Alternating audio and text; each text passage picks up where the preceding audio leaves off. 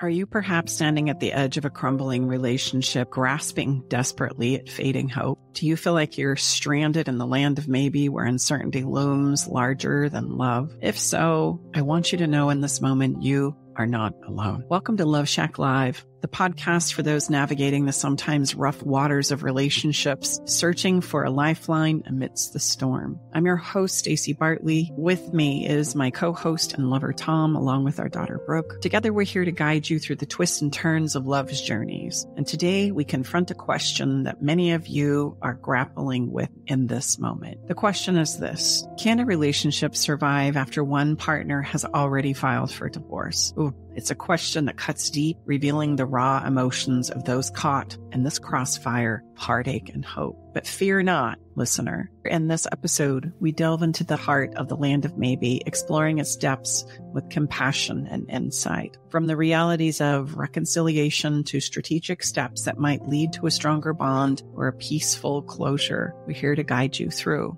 Why? Why do we do this? Why would we have this conversation? It's because every story of love deserves attention and care, no matter the chapter it's on. And as we peel back these layers, I invite you to ask yourself, are you ready to understand and possibly reshape the dynamics of your relationship? Can you find clarity and peace regardless of the outcome? I hope so. And this episode is designed to help you do just that. Today, we explore these questions, providing insights and strategies to help you navigate your relationship's toughest tests and also explore its most invaluable needs. This is Love Shack Live, where we believe in turning relationship trials into triumph.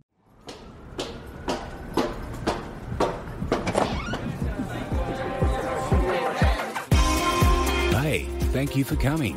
Welcome to the Love Shack. We take your questions seriously, and we also are here for you, our listeners. So the listener question that came in on Instagram that inspired this podcast episode is, can you do an episode on avoiding divorce after one partner has already filed? I've been stuck in the land of maybe for a year, still hoping to reconcile and believe that our marriage can be salvaged, even though we only had a few counseling sessions last year without much progress. My partner has signed the divorce decree and seems resolved to end our marriage. So let's begin our conversation by defining what being in the land of maybe is. Sure, we all know what it feels like, but what is it really? The land of maybe is a period of uncertainty after one partner has filed for a divorce or asked for space in the relationship, but before the relationship has conclusively ended. It can also be a space I feel within myself as I, on my own accord, long to feel included in the relationship and wonder if I should also exit the relationship. I'm kind of on the fence. So meaning we could technically still be in the same house, not technically be separated and experiencing a sense of the land of maybe. Absolutely. In fact, the person who's asked for space has probably already done this piece, where I'm sorting through, should I stay? Should I go? Should I stay? Should I go? And every day is kind of like a little mini calculator where you're trying to assess and take notes of and keep score for all the reasons why I should stay and all the reasons I should go. And every day it can be a changing experience. Oh, okay, I'm going to stay. Yeah, it's going to be fine. It's going to be great. You know, after all, we had sex last night. Oh God, no. If this conversation is going to come up and this is where you're going to go and this is what you're going to say and this is where you're going to take it, I'm out of here. And that conversation usually happens for a significant period of time before anybody steps in and says, hey, I need space. I can't do this anymore. I need a divorce. You know, that emotional traversing inside has taken place. I think a lot of people in marriages especially go through periods of being really in love with your partner and other times of being like, oh, you're kind of annoying me. It's just natural. We go through periods and cycles in our relationships every day. And I was going to say a lot of the land of maybe happens internally without ever sharing it. Your partner could have absolutely no clue that you're in the land of maybe. It doesn't have to be spoken out loud. A lot of times the land of maybe is in secret and private. We're going through these questions in our minds and you have no idea. And that's not to freak you out. It's just to let you know that these episodes maybe you think, oh, I don't need those. They apply to everybody because this space that we've talked so much about can be happening inside of your partner and you don't know. But if you make some of the changes that we're talking about, you could intentionally create a safe place in your relationship that would allow those issues to come to the table rather than being kept inside forever, which is what happens for a lot of people. That makes me think about, we've heard more than once, I've never felt so alone as I was laying next to my partner, my husband, my wife, my spouse. Yeah. Never been so alone while I was next to that person. Adding on to that, Dad, I bet a lot of people, including that person's partner, probably thought, my marriage is fine. And their friends are like, oh, they have a wonderful marriage. They're always together. They're so happy. Yet one of the partners is feeling more alone than they ever could. And it could be for so many reasons. It could be because you simply don't have the courage to voice your problems. It could have nothing to do with your partner. There's a lot of situations that can create that feeling inside of you. But as a partner to someone, you do have the power to make your relationship more emotionally safe so that these things don't have to stay inside forever. It's the secrets that kill us. Yeah. And the more I feel like my needs are not being met, and I may not even be disclosing what they are, the more I can come to the conclusion that they can't be met and won't be met. And I make up a whole narrative about what you're capable of and what you're not. And I still haven't spoken a word. That this is all internally going on within me. And that's how this typically plays out, where somebody says, I'm shocked.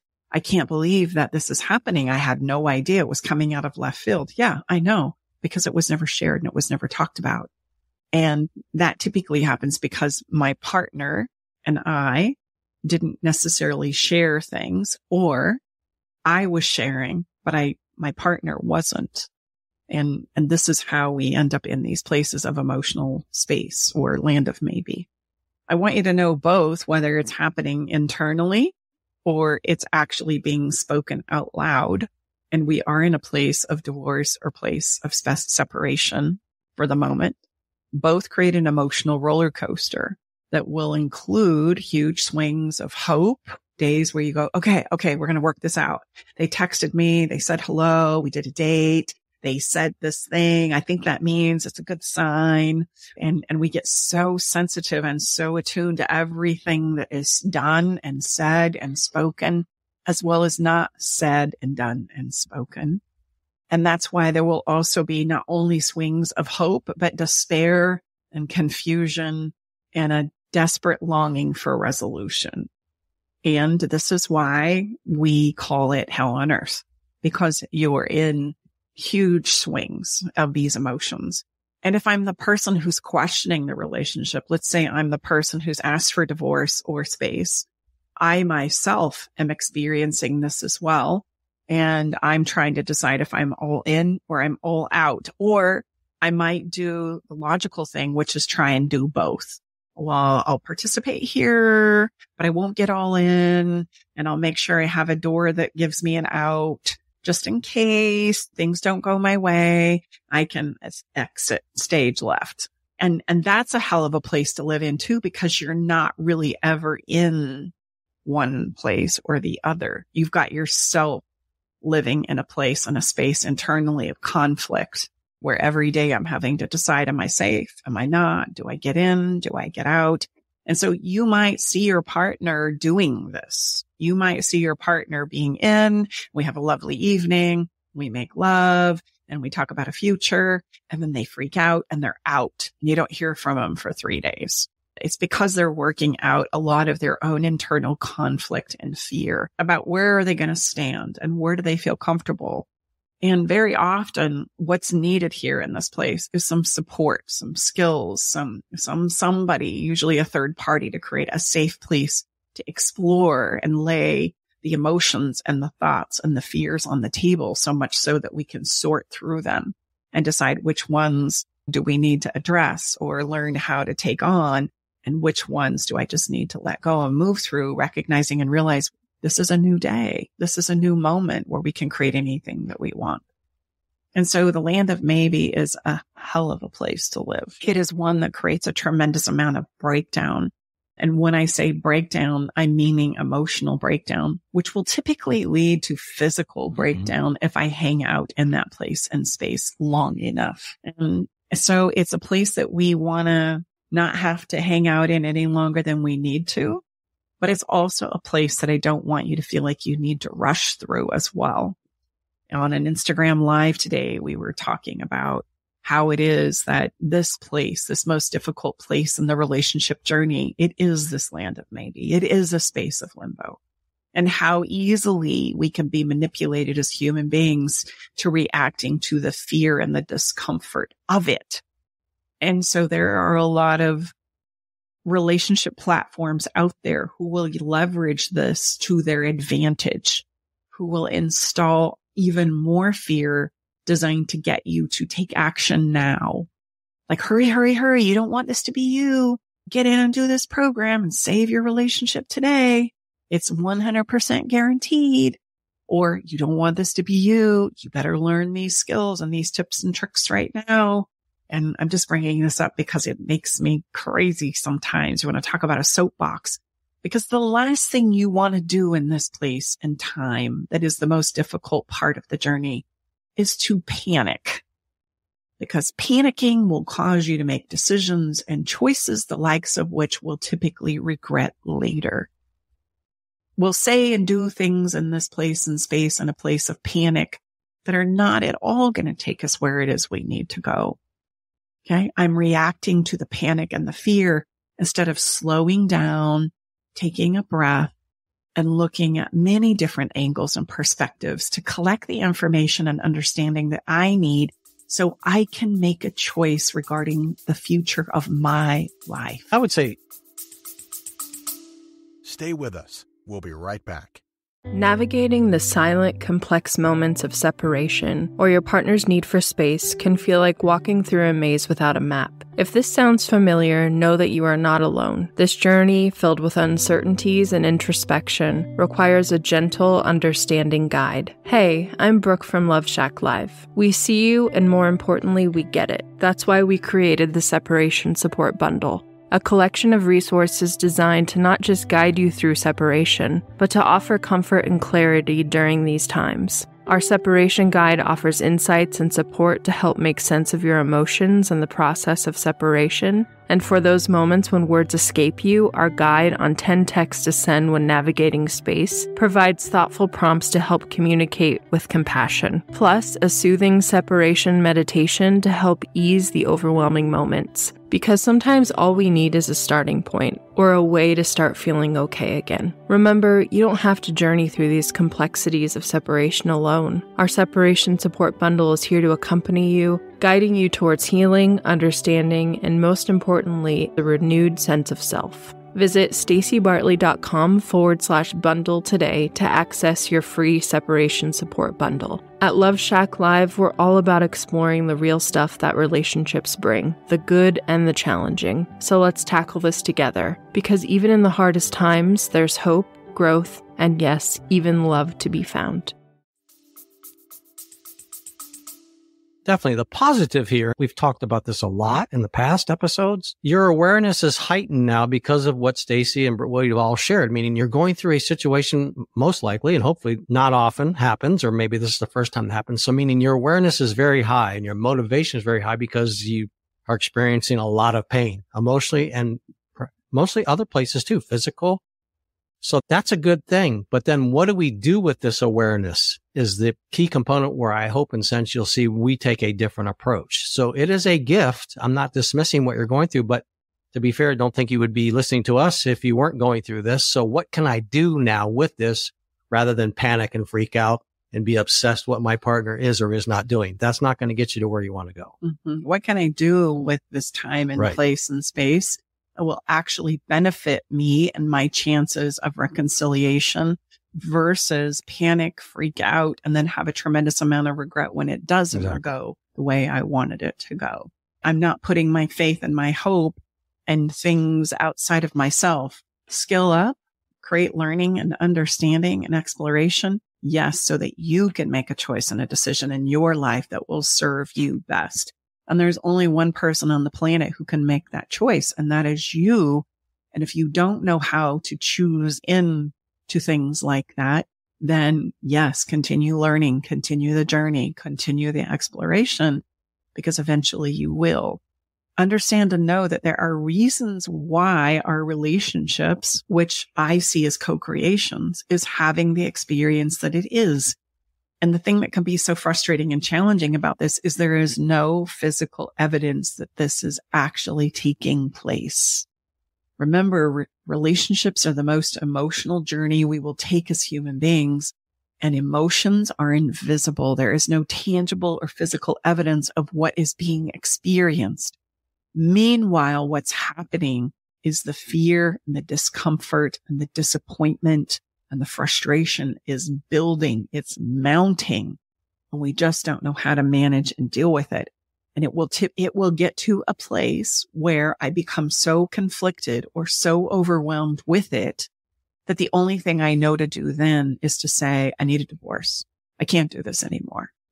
And I want you to see that relationships don't end because they don't have tremendous possibility in the individuals that are co-creating together. The potential and the possibility is real, and it's there, and it's valuable. Being able to take advantage of that possibility and create it into something that we can live out is the question.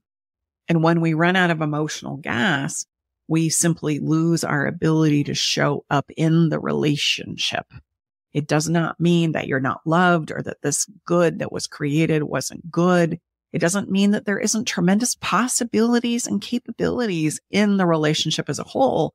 It just means one of us, or maybe the two of us when I start looking, do not have the bandwidth emotionally to show up in it, to keep working with it. We've reached a capacity issue. We've reached a capacity issue, and that's why relationships end. Well, and I know I've said this up, but think about it. We usually hear some version of really those precise words, one or more say, I just can't do this anymore.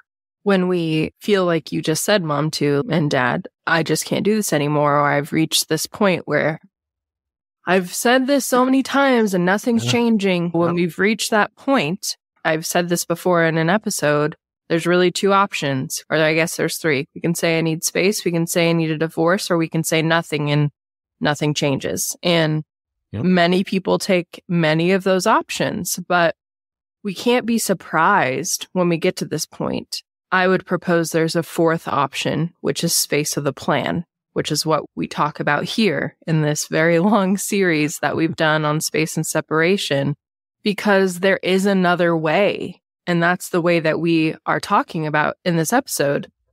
But it's a way that we've never heard of before. It's a new way of dealing with space and separation and divorce and preventing those things. So it's okay that you've never heard of it, but it takes skill, just like Mom too said, skill up. Because it takes skill and it takes emotional regulation. It takes knowing about boundaries. It takes finding all the places that were causing you and your partner pain along your relationship and going to those places and figuring out what are the skills that we're missing so we don't run into those problems anymore. Because really, it's probably a skill in every single one of those places where you're feeling pain or coming to the same arguments or feeling frustrated. It's just a skill that you're missing. And the skill is going to help you have the conversation you know you need to have anyway, in a way that we can garner a new solution out of it. That's why the skill is helpful and beneficial. Yep. And that would be the opposite of what we typically do, which is we simply cannot buy into the illusion that this is all your partner's fault. Mm-hmm. And we cannot buy into the idea that this is all your fault.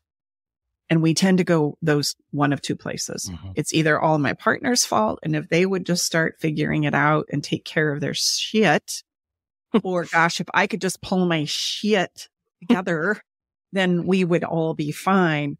This simply cannot be true. It is not based in principle at all, because hold on, it's a co-creation. And what we forget is that there is always a cause and an effect. Meaning the way I show up in the relationship is going to impact my partner's behavior. And the way my partner shows up is going to affect my behavior. And what happens is I bounce off you, you bounce off me, I bounce off of you, you bounce off of me. And we have what we call our relationship dance. And it won't ever be one person's fault. And let's just say we take the word fault and throw it in the garbage can. And instead we're looking at what is I do and how I show up and how that impacts you. And then what you do and how that impacts me. We would be better served to look at it from that angle, because there is always in a co-creation, a cause and an effect. So if you're in a situation where you love your partner with all your heart and you want this relationship to work, and your partner is gung-ho on filing the divorce and signing the papers, how do you attempt to both get back on the same page? What's going to need to happen is I'm probably going to have to embrace that they don't want to work on this relationship anymore right now. And often what we start buying into in the illusions of our mind is that a place of space and separation or divorce is the end, without realizing actually it could be a brand new beginning. It could be the letting go of what didn't work, and it can be a new beginning in regards to something that can be. And the more we cling on to something that somebody doesn't want to co-create with me, the more we think about it, and I can't think of better words to use, and this isn't going to be pretty, but the more we choke out what is possible in the relationship as a whole, energetically, emotionally. It's like the tighter I cling to it, the more I choke out any possibility of what can be. I can't even go there. I can't even think about that. I am just so desperate to cling to what used to be that I choke out any new possibility. And so the first thing I'm going to invite you to do, as crazy as it sounds, is take a big breath and recognize and realize that this isn't an end. In fact, it could be a brand new beginning. But the deeper and longer you cling to it, what is possible here will continue to elude you. It doesn't mean it's the end. And I can give you, in fact, I'll give you a few stories. I have clients that with me that I've worked with past and present that have divorced, and they've come back around to come back together. I've had other couples that have filed for divorce and they never finalized it, and they continue to work on their relationship. I've had other couples who have gotten divorced and remarried, not once, not twice, but 3 times. I've had other couples that have gone through a place of space and separation once, twice, and now they're doing great. So we can't let these moments of space and divorce be defining moments. They can be new beginnings if we will just let go and see what else is possible here. Yeah. Now, that doesn't mean that you won't have the letting go part and that we'll both create and morph into new chapters of life. But I want you to see that the letting go part, regardless of how it goes, is a life-giving new opportunity of life yet again. And if I don't allow myself to go there, then I'm literally choking off life for myself. That will be the net result of that, where I'm not going to allow myself to begin again. Instead, I'm going to remain here stuck, believing that I can't move on and that I'll never love again. And I won't ever allow myself to love again. And that is exactly what's going to emotionally kill you. So that is exactly what it is we want to encourage you not to do. And that there is new life if we let go. Is it hard to let go? Hell yes, it is. Is there grieving that takes place? 100%. As we grieve, though, I want you to know you are sowing the seeds of new life and new possibility. And not only are you going to have the grieving process take root that is challenging, I want you to also know that you're going to be surprised by what's going to emerge on the other side if we will take the journey. Now, that's easier said than done, and you're probably going to need some help and some support with that, regardless of how this goes. And the truth is we don't know how it's going to go. So instead of figuring out the future, we need to live it. And the best way to do that is to focus on figuring out yourself. And then you become open to reacquainting with your partner, and both of you have traversed to a new place, so that we do have the potential of recreating or reconciling things in a new place and in a new way, because I understand things about myself and so do you. And we can come together. We can also see things that didn't work and things that we're going to be mindful and do differently going forward. That's all a journey. And that's a journey that cannot be predicted on the front side. It is a journey that must be lived. So those couples I was telling you about, the thing that they all have in common is not what happened in their relationships and how they navigated through it. What they have in common is that each person was willing to come back to the table, to do another round, to look at themselves, to learn some skills, to practice some new behaviors. And out of that, they could create a different dynamic in their relationship. I think, speaking for the anxious people who are probably listening, saying, I can't let go, because if I do, then my marriage is going to be over. And I'm not willing to do that, which I totally understand. And I get why you have a mental block there. Like, that doesn't seem like a real good solution.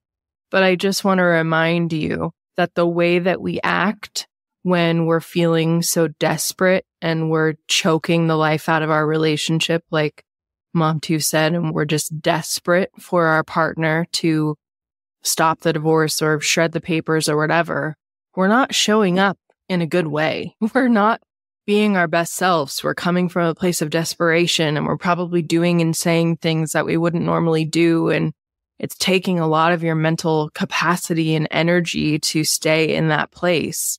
So that is why we're suggesting letting go, so that you can be done with that, because that is not a life-giving place to come from. It's very taxing and it's emotionally draining, and you're not doing justice for your relationship and winning it back by showing up as that person to your partner. It's probably just pushing them away even more, even though you're so desperate for the opposite to happen. And I know I've done that so many times. So I'm very familiar with that behavior pattern, and I'm not coming from a place of judgment. That would have been helpful if that would have been pointed out to me in a loving way. So I just wanted the listener to know that's why we're suggesting that you let go, because you can then also let go of that vicious cycle that you're in. I'm glad that you actually brought that up, because we show up as good as we feel, and sometimes we don't think about that. Yeah. So if I'm reeling in anxiety, or I'm in the alternate pattern, which is some form of coercion or manipulation or force, thinking I'm just going to force the issue. I'm just going to threaten you and leverage you, and then you won't leave or you won't carry through on this. Both are coming from the same emotional place and space, and both are going to have us showing up in a way that on the backside, we're not going to feel good about. We show up as good as we feel. And so in the letting go part and focusing on the one thing that I can manage and control in a good way, because that's my win. This is why we're going to point you back to highlighting the importance of understanding yourself. And what are your takeaways? And what is it you miss that highlight what it is that works for you in relationships? And what are the parts that frustrate you? And what are the needs and desires in the relationship that are not working for you? And often what we find are clients that say, gosh, I've never thought of it that way. I didn't realize in my desperation, whether we're forcing and coercing or getting anxious and begging and pleading and going along with whatever is presented. I'll be available all the time. I'll give you whatever you need. Just come home. We don't realize that in those moments, we're not showing up as the best version of ourselves. And when we really stop to look at it, we realize that there are a lot of things that aren't working for me too. And I reject myself. I essentially navigate away from me and what I know to be true in an effort to try and get you to do something. And the focus is always over there, as opposed to, now, wait a minute, I can't too. I'm not superior then, but I'm certainly not less than either. I deserve a table or a chair at the table of relationship. I deserve a voice and a place and a space to be and to feel supported and loved and heard and in a sense that I matter. And so does my partner. And that's the sweet place that we want to get better at, that is probably going to require some skill and the learning of some new principles, along with a healthy dose of practice to help us do that. And it's also going to require some clear, honest communication. After all, if we're not willing to step into clear, honest communication now, then when are we going to do it? And if it seems insurmountable or overwhelming now, it's not going to get easier with time. In fact, we become more afraid the less we do it. So if I haven't talked really to you and shared my thoughts and feelings in months or even years, the longer I hang out in this place, the more likely we won't allow ourselves to have those conversations.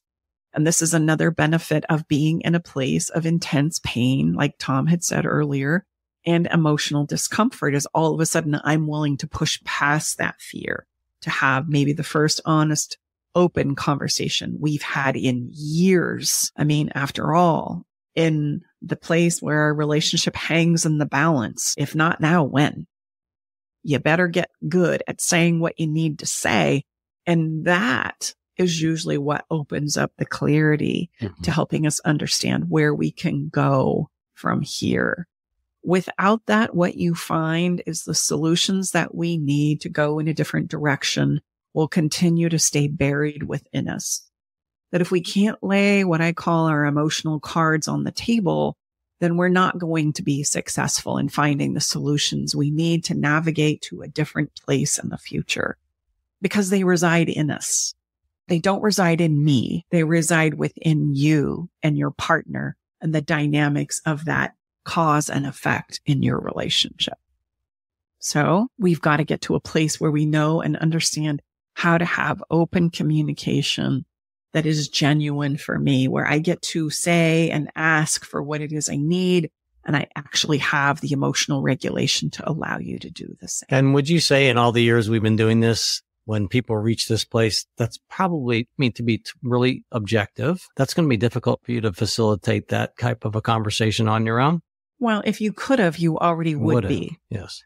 Because it's painful to not do it. It's what intensifies and increases the emotional pain and discomfort and frustrations in our relationships. So we know that as the pain is mounting, which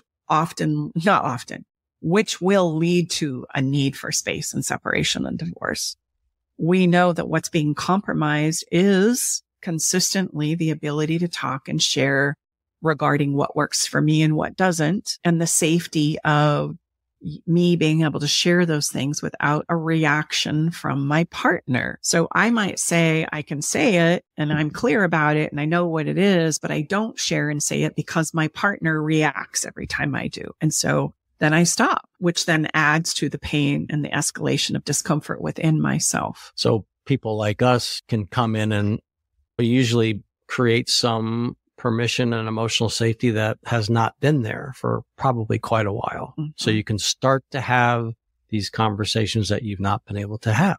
One of the first skills that we use in working with couples is letting them know it's okay to not talk about the things that they don't feel safe to talk about. Why? Because if you don't feel safe to talk about them, you're probably not going to show up all that great anyway. So please, let's just start with 5-pounders, the parts that we do feel safe talking about. And then we can save that for sessions or work with Staci. It doesn't mean we're not going to not address it, which is typically the default option. It means we are going to address it. We're just going to set it up for a home run and a win instead of compromising yet again the emotional safety. The other thought that usually leads to this breakdown is you find yourself thinking, but saying what I need to say is going to hurt someone's feelings. I don't want to be a jerk and I don't want to rock the boat. They're not going to like it. And after all, we're having sex right now. So, I'm just not going to bring it up. Well, if you don't bring it up, then what's going to happen is you're going to break down and your partner's going to have no idea about it. Brooke touched on this a little bit earlier on in our conversation today. Can you see you are not avoiding any pain by how you're showing up or what you're not sharing, because you're going to create pain for yourself And you're going to create frustration for your partner because they truly don't understand where you are, how you feel, what you need, where you're at, and what you're experiencing. But the way you show up is going to tell them more of the story than your words are. Because if I believe I'm not safe here and I can't share these things with you, then when you bring up a topic I feel uncomfortable sharing with you, what am I going to do? I'm going to pull out. I'm going to shut down. I'm going to get evasive. I'm going to try and avoid the issue and make up false excuses as to why I don't want to talk about it or I can't right now. And my desire to be intimate with you is going to start to wane. So then I'm going to start making up excuses about that. And then I'm going to start wanting to hang out with my friends more than I hang out with you, or work late, or sorry, I'm busy in the kids. And then slowly but surely we fall apart as I break down within myself.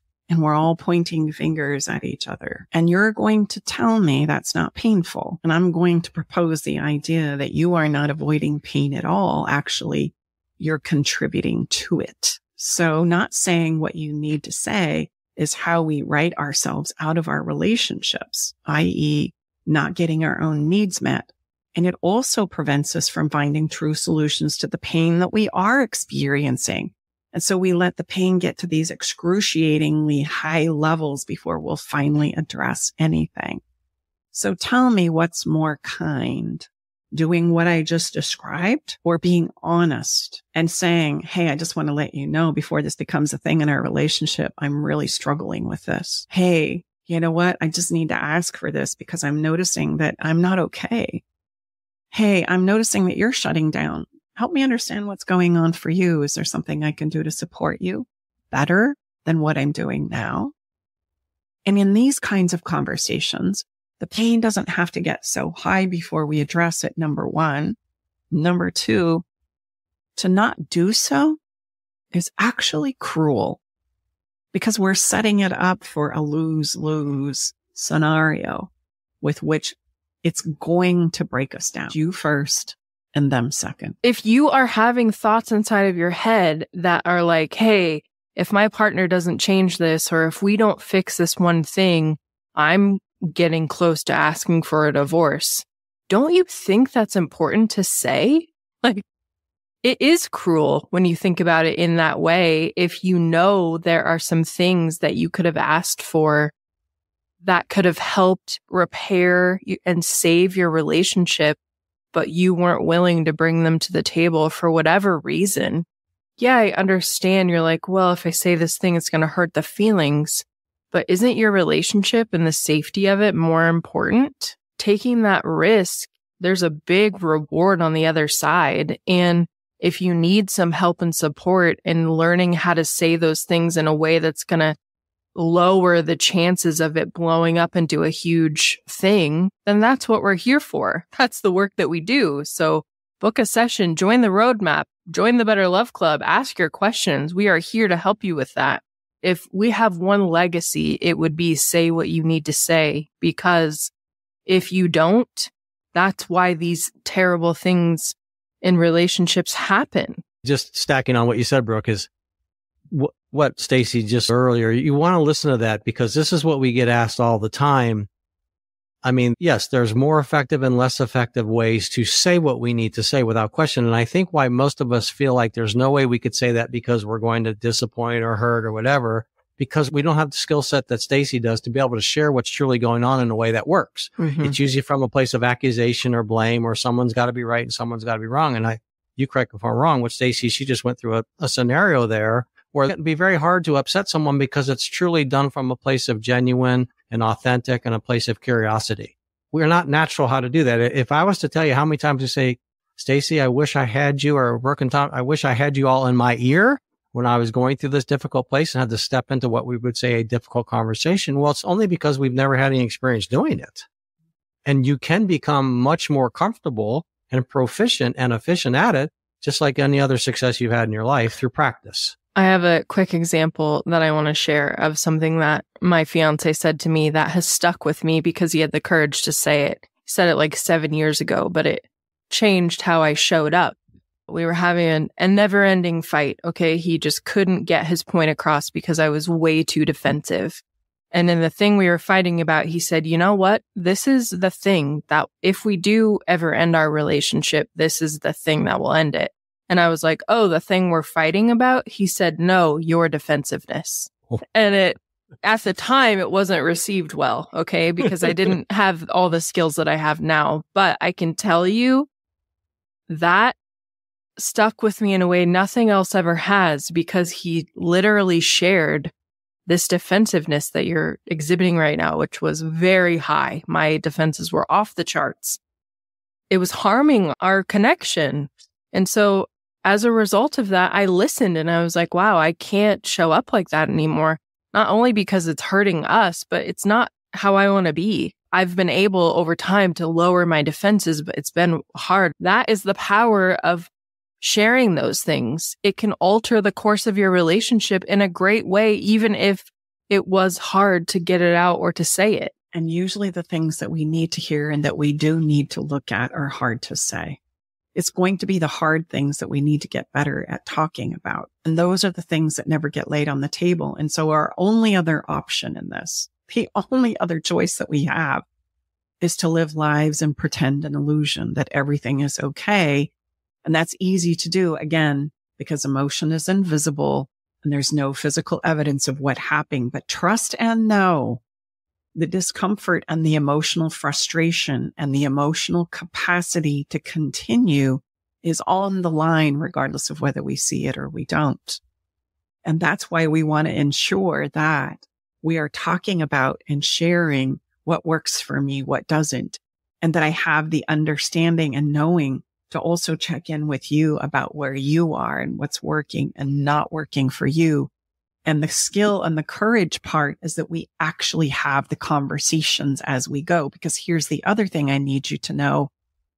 This is going to be a lifetime journey. This is going to be a lifetime skill. This is a long play. There is no quick fix it about it, because as we maybe navigate through this challenging moment and find a moment of bliss and falling in love again, trust and know with the ebb and flow of life, there's just another place of transformation that will need to be navigated, whether that's having children or a career change or an age change or retirement or challenges that our children are going through or our parents are going through.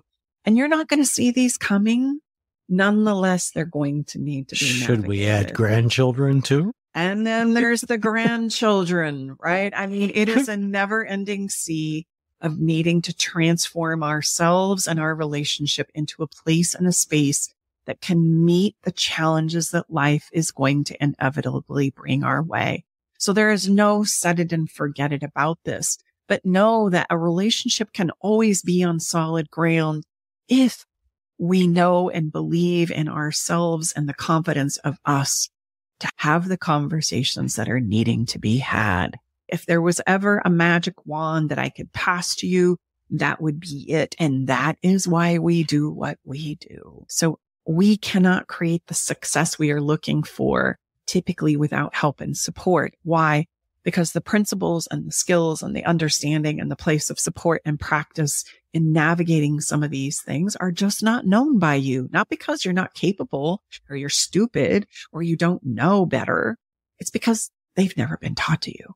We don't study relationships like we study life. And we also don't realize we get better at them by doing them. And it's going to be messy. We're going to make mistakes and we're going to fall down and we're going to skin our knees. And that's okay. That's how we learn. Oh, wow. Okay. That doesn't work for me. Oh, this is important to me. I need to have this. And you start to understand that a great relationship is great because it works for the people in it. That's it. And now you have the skill that you need in order to create what it is you want to experience in your relationship and love life. Like, that's key for the rest of your life. That's the goal. I don't want to fix your relationship. I want you to fix your relationship. And I want you to know how to do that for the rest of your life. That's what we do here. Okay.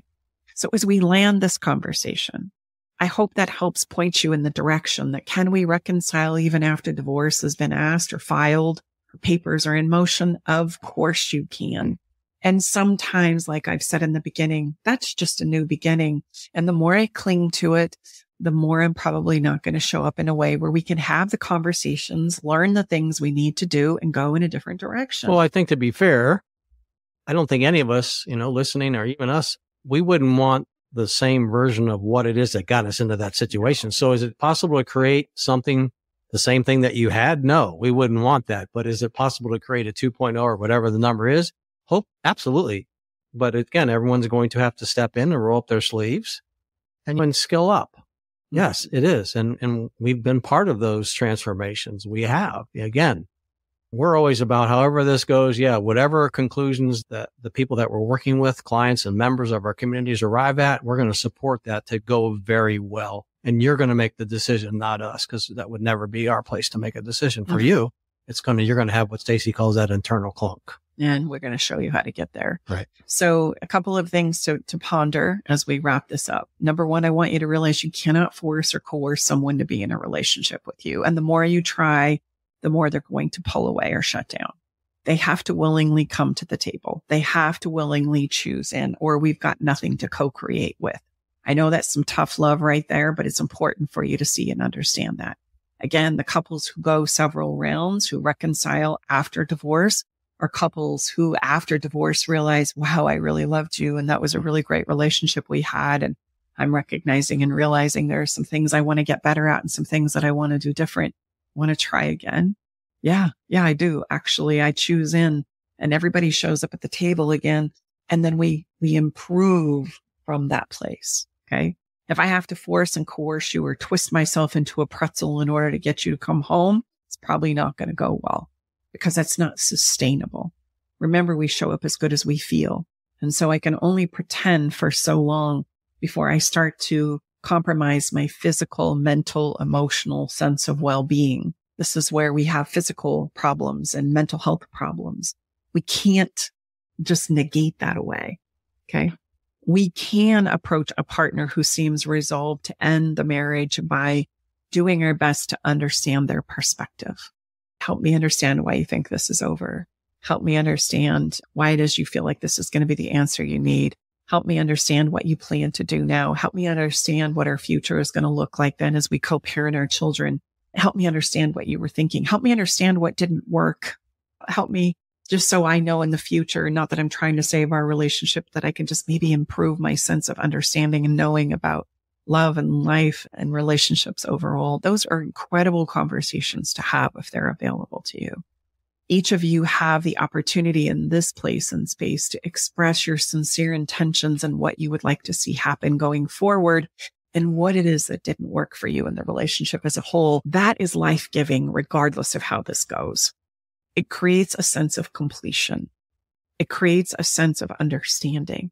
And what ails us and our biggest nemesis in this place and space, because nobody is talking and sharing these types of things, is we get sucked into our own fears and doubts about ourselves and about life and about men, and about women.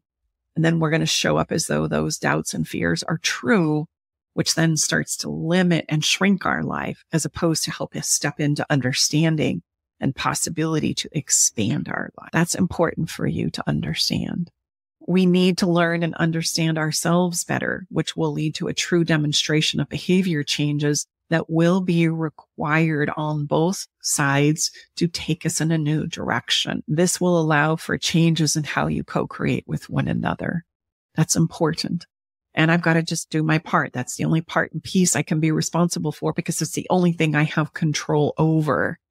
So I've got to do that work for myself. That's work only I can do. And then I've got to trust and know that my partner will do their part as well. And out of that, we will be able to see quite clearly as to what it is that's possible and where we can go from there. Okay.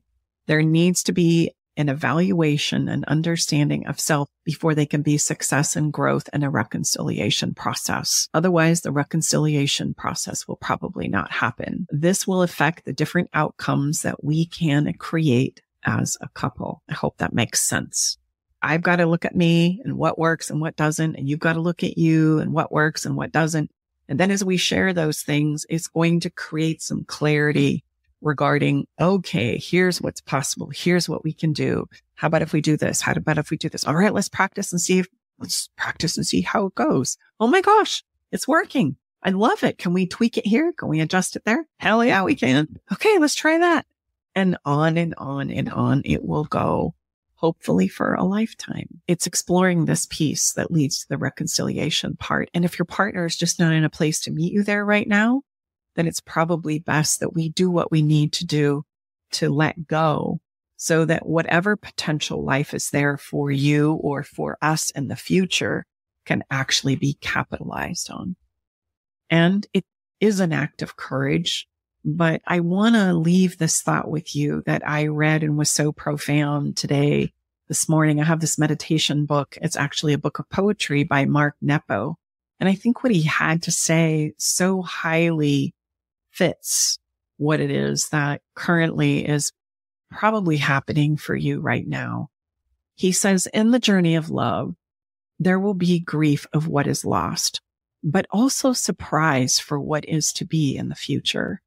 Much of our pain in living comes from wearing a dead and useless skin, refusing to put it to rest, or from bearing such things with the intent of hiding them rather than relinquishing them back to the earth.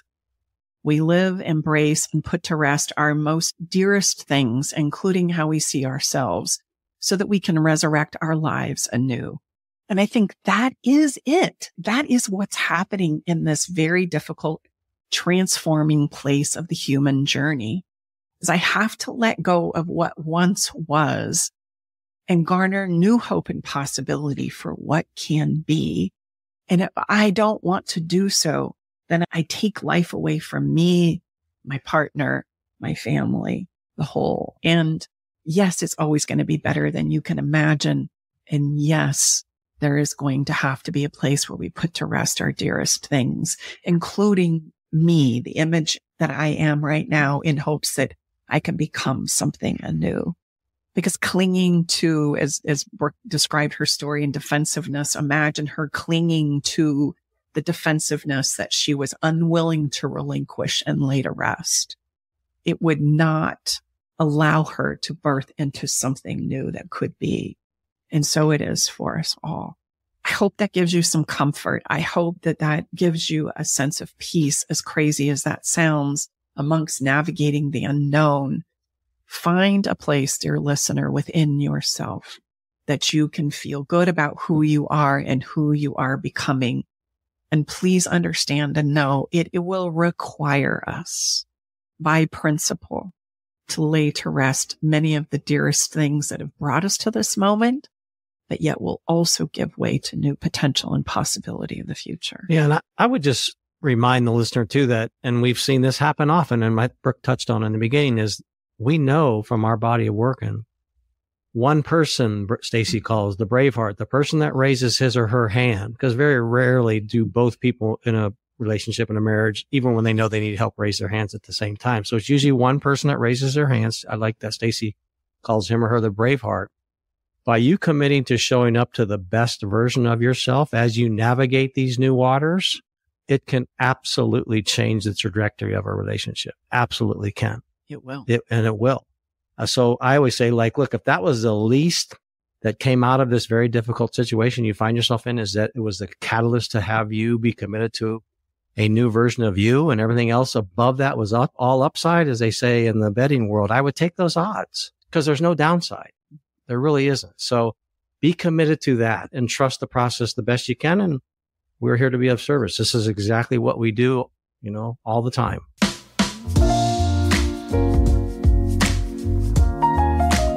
Our Follow the Fun today is going to be a challenge. It should be not just follow the fun, but a challenge for you moment. Because what I'm going to ask you to do is something you don't want to do right now, but you need to do it anyway. This is a little bit of a tough love moment. I'm going to ask you to envision a future of new possibilities for you and ask you to reflect on what do I long for and what can I do right now to pursue it. I want you to understand that's a complete different mind shift, probably where you're coming from and why you're listening to this podcast episode. Help me get him back. What can I say? What can I do? How do I convince him? How do I help him see the possibility in my relationship? You do this because it gives you a solid place to stand on where you can show up in a way that creates openness and expansion instead of limiting possibilities. You have a place that you can envision a future of new possibilities for yourself. It will also help you navigate some of the grief. Okay, maybe it's not going to happen with this person, but I'm going to ensure it's a part of my life because this is a part of my life that's valuable and important to me. Future of new possibilities with or without your partner. What do you long for? And what can you do right now to pursue it? Our song today, as we wrap up our episode, is ironically a song by Gone West called I'm Never Gonna Get Over You. Well, you might say, well, gosh, that's kind of a stab in the heart. Yeah, but here's the thing I want you to know. We really don't get over anybody because people who have impacted our lives and that we've loved deeply actually contribute to who we are now and who it is we have the potential to become in the future. And so essentially, we don't ever get over the people that we've loved deeply. Instead, I want to propose the idea to you that we integrate them into who I become, that they play a role that helps me see and understand parts and pieces within myself that worked and that didn't work, and that is all very good news. We need to be more aware that our relationship, regardless of their duration, they become a part of who we are and not be simply lopped off and pretend like they didn't exist or that we didn't love them. That's not what love does. Remember, love is always an expansive quality if we will allow it.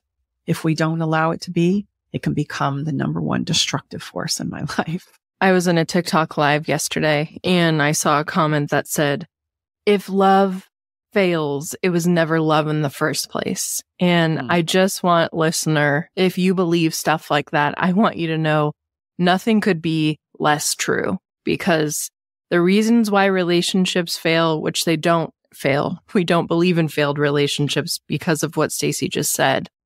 But the simple reason why a relationship doesn't work is because we're human. It has nothing to do with whether or not love was real. It was real. The feelings that you and your partner had were real, and you guys ending your relationship does not make any of the things that happened during your wonderful time together fake or wrong or that they didn't happen. That's simply not the case. Relationships allow each one of us to improve our relationships with ourselves and with others. That's what's afoot, is the becoming of you. And relationships just happen to be the greatest growth vehicle on the planet. So, right, when we fool around and fall in love, we put our personal growth on steroids and trust and know that all your fears and insecurities, as well as your hopes and dreams, are going to come alive in that place and space. That's the point. So know that, yeah, you're right. I'm never going to get over you. But that doesn't mean I won't move on and love just as much as I loved you again. Because remember, love, it's an expansive quality. You can listen to this week's song along with our entire relationship playlist by going to our website podcast page, or you can find it on our Spotify playlist, Love Shack Live playlist. And if today's conversation has resonated with you and you're seeking more tools and support to navigate the challenges of space and separation or even divorce, we invite you to join us for a Love in Limbo Roadmap 30-day journey where we will walk together. This comprehensive program is designed to help you find the clarity and courage during this transitional place and space. And you can get all the juicy details by going to loveinlimbo.roadmap.com. And if by chance, for those of you needing more immediate support, consider joining one of our separation support sessions. These sessions are a great opportunity to ask your questions, get support, and connect with others who are facing similar struggles. They're designed to help you gain insights and ease your emotional stress. And you can gain all the details and register on the available loveinlimbo.com. And if by chance you're a courageous soul who's had enough of this shit and you're ready to do something big and bold, then I invite you to jump into our Better Love Club. It's a community where you'll have unlimited workshops and worksheets, group calls, and a private, safe, loving community to learn and practice with your peeps and with us along as your guides. There are also discounts on working with me privately inside of the Better Love Club. And yes, you can go to thebetterloveclub.com, but I appreciate I've also just given you 3 URLs. So forget all of those URLs and just simply go to stacibartley.com and click the Work With Me tab, and everything I've mentioned just now is available there. The roadmap, the Love and Limbo sessions, and the Better Love Club will unfold, and you can allow your fingers be your guides as you explore your possibilities and options. Thank you so much for being here with us today. It is truly our honor and get to change the way we talk about this most difficult and challenging place and space in the relationship journey. Yes, it is a time of difficulty and grief, but remember, on the other side of grief, there's always a rebirth of opportunity that's going to surprise you. Bye-bye for now. All right, it's time to leave the Love Shack. But before we part ways, we want you to know our door is always open and we'll leave the porch light on, ready to welcome you back whenever you need a dose of relationship wisdom. For more resources and tools, visit us at loveshacklive.com to dive deeper into the topics we've explored and find additional support for your relationship journey. Stay connected by subscribing to our podcast. Thank you for being part of our Love Shack Live community.